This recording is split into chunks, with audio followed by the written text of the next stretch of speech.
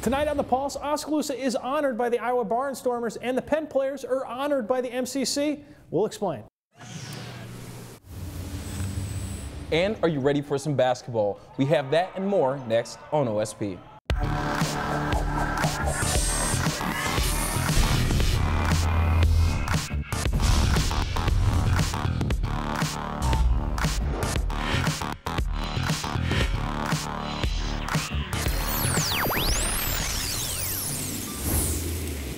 Welcome to Oskaloosa Sports Pulse, and it's the first show of the year. I'm Jason Van Zetten. And I'm Jason Madison. Last week, when classes weren't in session, the Statesmen and Lady Statesmen basketball team schooled Viterbo in Oskaloosa. Just 7 minutes into the game, women's junior guard Sam Abens taught her defender early. If you reach, she'll teach. With this crossover behind the back move pulling up for the jumper, WPU went on to rout the visitors 64-40, minus their top scorer, Oriel Thomas, who is absent due to illness. Also bringing in 2012 with a bang is the men's team. Senior forward Keith Steffick caught a wide open pass from senior guard Alan Douglas to throw down this tomahawk jam. The Statesmen entered its 4-game losing streak with a 78-69 victory. With Penn starting the second half of the basketball season outright, both teams traveled to Mount Pleasant Saturday to face Iowa Wesleyan in another pair of conference matchups. The women's winning momentum was cut short when WPU fell 57-27. The Lady Statesmen shot just under 16% from the floor, while Iowa Wesleyan also sputtered with 34% shooting. Sam Abens also paced Penn with 10 points, while the Navy and Gold were without its top scorer and rebounder, Oriel Thomas, for the second game in a row. Over on the men's side, Penn pulled off a squeaker, 93-91 in his first road contest of the year. WPU dominated the glass, led by senior guard Alan Douglas's 12. William Penn owned a 49-34 edge in rebounds as junior Austin Emerson joined Douglas in double digits with 10 boards. In related news, Alan Douglas has been red hot this season, and his performance has finally been recognized when he was named this week's MCC Men's Basketball Player of the Week. Douglas, a first-time honoree, guided the Statesmen to 2 consecutive victories over conference opponents last week. The senior averaged 29 points and 10.5 rebounds in the contest, including 32 points against the V-Hawks. So far this year, Douglas is scoring 21.5 points per game and pulled down 9 rebounds per matchup in and out of conference play. And finally, number 11 has recorded 8 double-doubles this season. On Wednesday night, both Penn basketball squads were back in action, hosting Oskaloosa's Grandview. OSP's J-Mad was there to bring you these highlights. Almost 2 minutes into the second half, and the Lady Statesmen are down 31-23 when junior Sarah Martin gets the ball and dishes it off to 6'2" freshman Jesse Cruiser, who has the inside and banks off glass. On the next trip down for the home team, and junior forward Taylor Reed finds Cruiser again, and she laces off the window for a second time. Penn still trailing 32-27 with a little over 17 minutes to go. Finally, Grandview steps up their D when Penn goes to their big for the 3rd time. The Vikings then push the ball up the court with numbers, and Grandview's Amy Voss makes this acrobatic shot and gets fouled by Reed. Voss's free throw would extend the Vikings' lead to 37-27. Midway through the second stanza, junior guard Susan Smith sprints to get her picture taken before delivering this no-look pass to Reed under the basket for the easy 2. Penn still down 49-38. Fast forward to a minute left in the game. WPU behind by 9 and at the charity stripe. Reed deliberately misses to give Penn a chance for more points. It works when Oriel Thomas grabs the rebound, hands it off to Smith, and the junior finds a woman who started it all, and she connects, 66-59. Penn would add 6 more to that total, but it wasn't enough as Penn fell 73-65. The Lady Statesmen played well, just not well enough to upset number 15 nationally ranked Grandview. Oriel Thomas returned from a 2-game illness to lead the Navy and Gold with 18 points. But Taylor Reed, who played her first game in the Navy and Gold, notched a double-double of 16 points and 12 rebounds. Head coach Brian Spielbauer was impressed with how his team stayed in the game with the nation's leading scorer. First off, Grandview's a pretty good team. They're ranked 15th in the nation. They got the leading scorer in the nation, Jorgensen. I thought we did a pretty good job for the most part defensively. They didn't score a ton. We held them under their average. It's just, particularly the first half, our offense was so off. Crossing over to the men's side for the annual toilet paper game, the Penn zone swelled with anticipation, waiting for the first Statesman bucket. The fans didn't have to wait long as 30 seconds passed and junior forward Keith Stefik knocks down this trifecta and releases the rolls.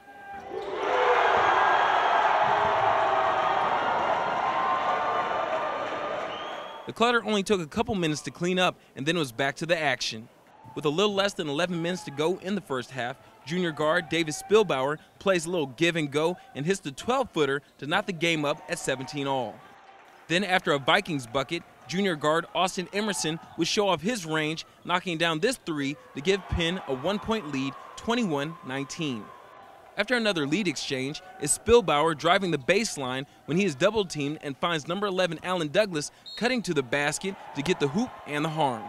Moving to the second half and Penn down 63-58, Stefik picks up his dribble and drives and delivers this floater. But Grandview's Sean Jones does him one better by muscling his way into the paint and kisses off glass with 4 minutes left, and the visitors would roll on from there, winning 73-67.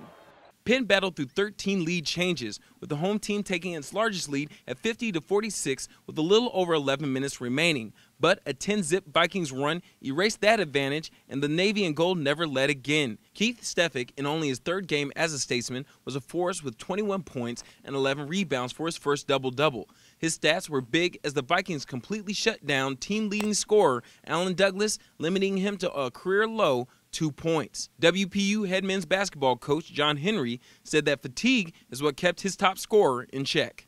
Alan Douglas is the man and the best player in the conference, but he just didn't have it tonight, and that happens after, he's been scoring 28 points a game. Eventually he's going to wear out. His body's been really worn down. Been giving him limited practice time to try and keep him healthy. It showed a little bit tonight. He's rusty and tired. Somebody else got to step up. I thought Keith Stefik did his best, but he again is just coming off the shelf. Both the men and women's teams stay in Oskaloosa this weekend to take on Clark. The action begins at 1 p.m. Iowa's only professional arena football team, the Barnstormers, has chosen Oskaloosa for its home base of preseason practice. The football organization based in Des Moines, Iowa, will move its entire operation to the Penn Activity Center for 2 weeks, from February 19th until March 3rd. According to university officials, this is an opportunity to shine a spotlight on Oskaloosa as a destination for recreation and corporate functions. With that in mind, William Penn administration and Oskaloosa community leaders met last Thursday to discuss plans for hosting more than 40 players, coaches, and staff that will shop here, dine here, and stay in local hotels. Oskaloosa Chamber of Commerce Director John Sullivan says visiting Barnstormer fans will help the local economy, too. People are going to be coming into town. They're going to have to eat. Some of them will stay overnight to see if they're going to stay a couple days to see them practice. Sullivan says he hopes this becomes more than a one-year deal. The facilities are here and the accommodations are here, and things work out well. I see no reason why they would not want to be here on a yearly basis. When we return, we'll bring you up to speed on Oski basketball and how did the Statesman wrestlers fare in the Penn Open Saturday. You'll find out next on OSP. You should see my bank. It can do awesome things. Mom says it's just like the Four Seasons. Always there. Helping communities grow and be a better place to live and work. All because my bank lives here too. Live Iowa, work Iowa, bank Iowa. Member FDIC. Bates Funeral Chapel, where community is more than just a location. Where compassion is more than just a feeling. Where history is more than just a time.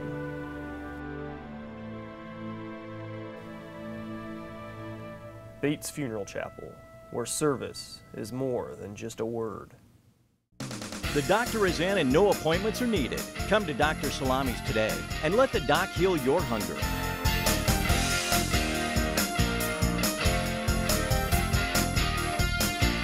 Come to Dr. Salami's for friendly staff, casual atmosphere, and good friends. When you get here, you'll be treated to affordable prices, hearty portions, and good food. So come on down to Dr. Salami's today, your place for good friends, good food, good times. Fresh off winter break, Oskaloosa basketball teams greeted Knoxville last Friday to begin the new year. The girls used a strong defense to shut down the visitors, while the boys, they relied on last-second heroics to pull out the victory. In the last 9 minutes of the game, the Indians held the Panthers to just 1 point to extend its lead from 35-33 to 53-34 and secure the win. Junior Kenneth Veldhuizen almost notched double-double with 20 points and 9 rebounds, while teammate senior Kenzie Gott added 13 points and 8 boards. Switching over to the boys' game versus Knoxville, Oskaloosa was down 52-51 when senior Colin Green stole the ball with less than 12 seconds to go.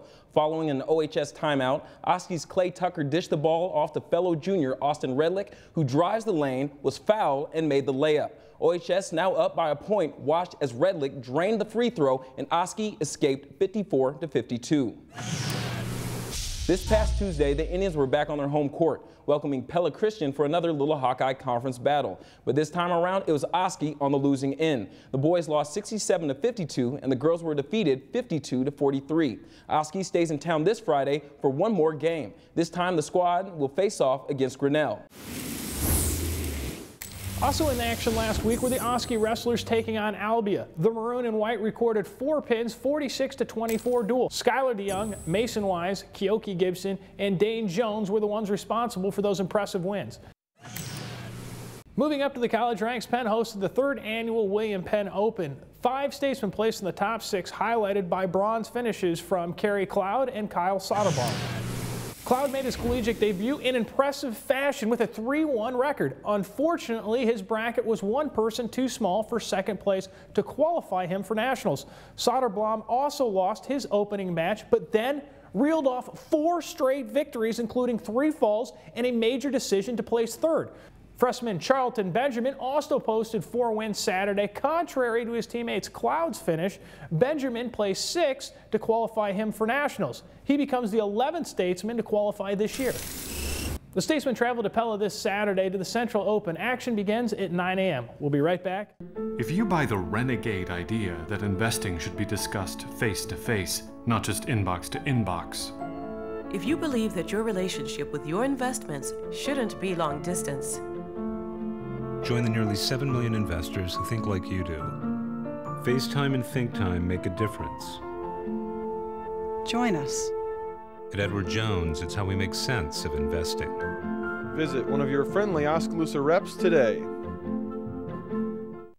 Promise me, son, not to do the things I've done. I'm gonna love you forever, forever and ever, amen.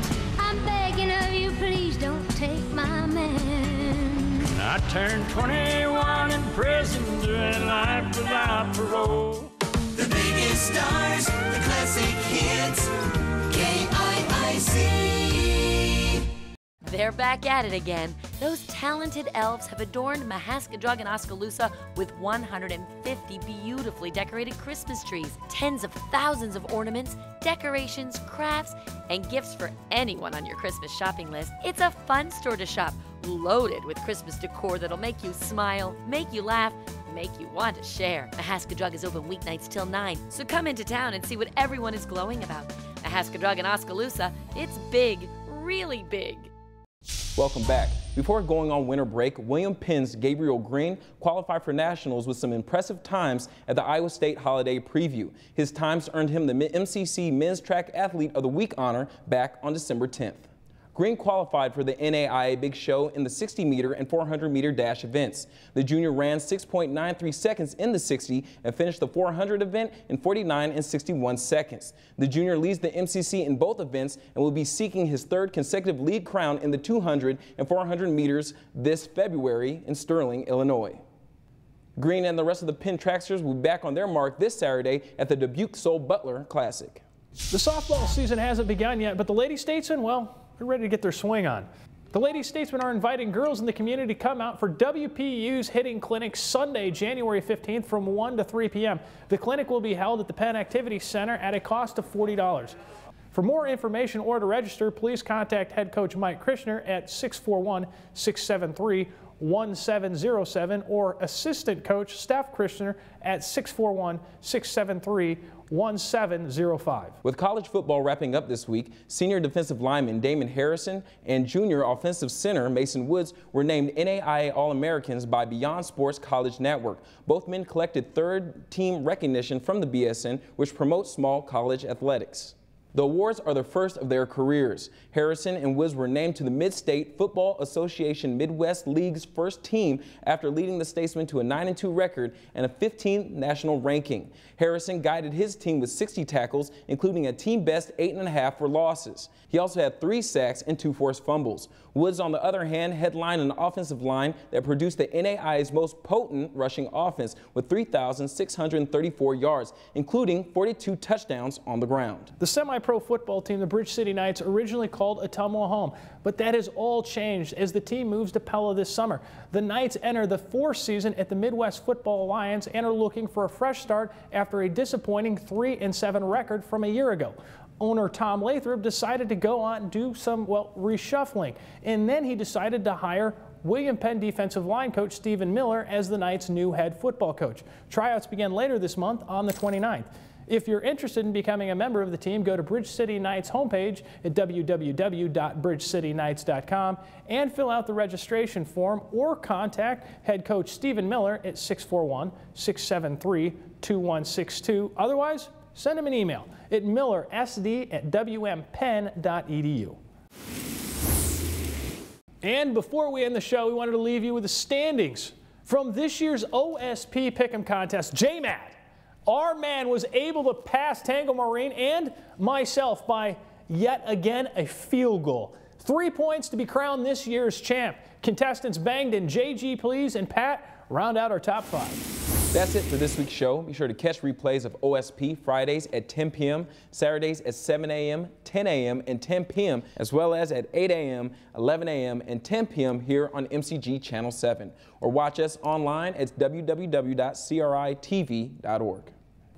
For Jason Madison, I'm Jason Van Zett. We'll be back next Thursday with a brand new episode of OSP and our new day and time Friday at 5 p.m. We'll see you next week.